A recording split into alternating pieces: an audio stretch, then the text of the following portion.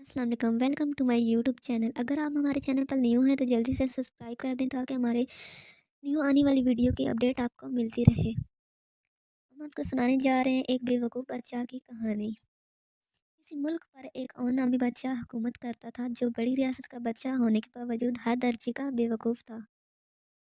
ایک بار اس کے دربار میں دو درزی آئے اور بادشاہ سے کہنے لگے کہ ہم ایک ایسا لباس تیار کر سکتے ہیں جسے صرف عقل مند دیکھیں گے، وہ بے وقوفوں کو نظر نہیں آئے گا۔ یہ سن کے بادشاہ بہت خوش ہوا اور اس نے درزیوں سے کہا، میرے لیے ایک ایسا لباس تیار کرو۔ بادشاہ نے ساتھ ہی شاہی خادموں کو حکم دیا کہ انہیں ضرورت کا ہر سامان مہیا کیا جائے۔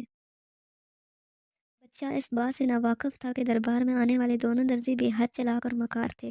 وہ بادشاہ اون کی بے وقوفیوں کے چرچے سن کر یہاں آئے تھے تاکہ اسے بے وقوف بنا کر رقم ہتھیار سکے۔ جب بھی بادشاہ کے حکم پر انہیں سونے کے ڈھیروں تار ملے تو انہوں نے انہیں دربار سے دور لے جا کر چھپا دیا۔ محل میں انہیں ایک بڑا کمرہ دیا گیا تھا جہاں بیٹھ کر دونوں درزی ایسے ہاتھ چلاتے رہتے جسے دیکھ کر لگتا کہ وہ بادشاہ اون کے لیے انوکھا لباس تیار کر رہے ہوں۔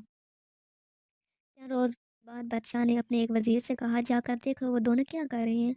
جب وزیر وہاں پہنچا تو انہیں خالی کینچی چلاتے ہوئے دیکھ کر حیران رہ گیا۔ وہاں نہ سوئی تھی، نہ دھاگا اور نہ ہی کپڑا، حتیٰ کہ انہیں لباس تیار کرنے کے لیے دیے جانے والے سونے کے تار بھی موجود نہیں تھے۔ تب وزیر کو یاد آیا کہ ان کپڑوں کو عقل مند ہی دیکھ سکتے ہیں، اس لیے اس نے سوچا کہ اگر میں یہ کہوں گا کہ مجھے کپڑا نظر نہیں آیا تو سب مجھے بیوقوف کہیں گے اور بادشاہ اون مجھے محل سے نکال دے گا۔ چنانچہ اس نے درزی سے کہا، واہ کیا لباس تیار کیا ہے، تم تو بہت اچھے کپڑے سی رہے ہو، کسی چیز کی ضرورت ہو تو مجھے بتانا۔ وزیر نے درزیوں سے کہا اور وہاں سے چل نکلا۔ درزیوں نے کہا کہ لباس تیار کرنے کے لیے انہیں ڈھیروں تار بھجوائے جائیں جو انہیں فوراً کمرے میں پہنچا دیے گئے۔ دوسری طرف وزیر نے جا کر بادشاہ اون کو بتایا وہ دونوں بہت شاندار لباس تیار کر رہے ہیں۔ بادشاہ ہر وقت اپنے نئے لباس کے بارے میں سوچتا رہتا تھا۔ ابھی چند روز گزرے ہوں گے کہ اس نے اپنے دوسرے وزیر کو درزیوں کا کام دیکھنے کے لیے بھیجا۔ اس نے بھی وہاں کوئی کام ہوتے نہ دیکھا، مگر دونوں درزی اپنے کام میں یوں جٹے ہوئے تھے جیسے بڑی محنت سے لباس تیار کر رہے ہوں۔ اس نے بادشاہ سے وہی کہا جو بیان پہلے وزیر نے دیا تھا۔ بادشاہ ان کو اپنے انوکھے لباس کا بے صبری سے انتظار تھا۔ جب لباس تیار ہو گیا تو ملک میں اعلان کرایا گیا کہ بادشاہ سلامت انوکھا لباس پہن کر آج اپنے محل سے باہر نکلیں گے، اس لیے ملک کی تمام رعایا محل کے باہر جمع ہو جائیں۔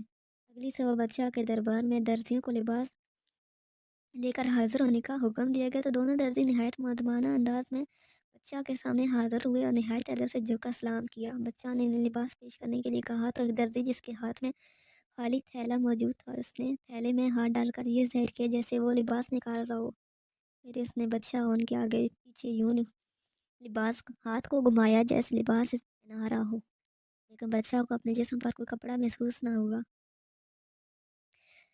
وہ حیران تھا کہ آخر کیا کر رہے ہیں۔ درزیوں سے لباس کے بارے میں پوچھے یا نہ پوچھے کیونکہ اسے اپنے جسم پر کسی قسم کا انوکھا لباس محسوس ہی نہیں ہو رہا تھا۔ بادشاہ کا کشمکش کا شکار اس لیے تھا کہ اگر وہ کچھ کہتا تو سب سمجھے گے کہ بادشاہ تو بے وقوف ہے، اس لیے وہ لباس نہیں دیکھ پا رہا۔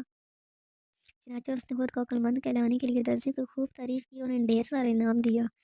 یوں ایک بڑی ریاست کا بادشاہ اپنی کم عقلی اور بے وقوفی کے باعث دو درزیوں کے ہاتھوں بے وقوف بن گیا، اور چلاک درزی ڈھیروں سونا اور تاریں بادشاہ سے ملنے والا انعام سمیٹ کر چل بنے۔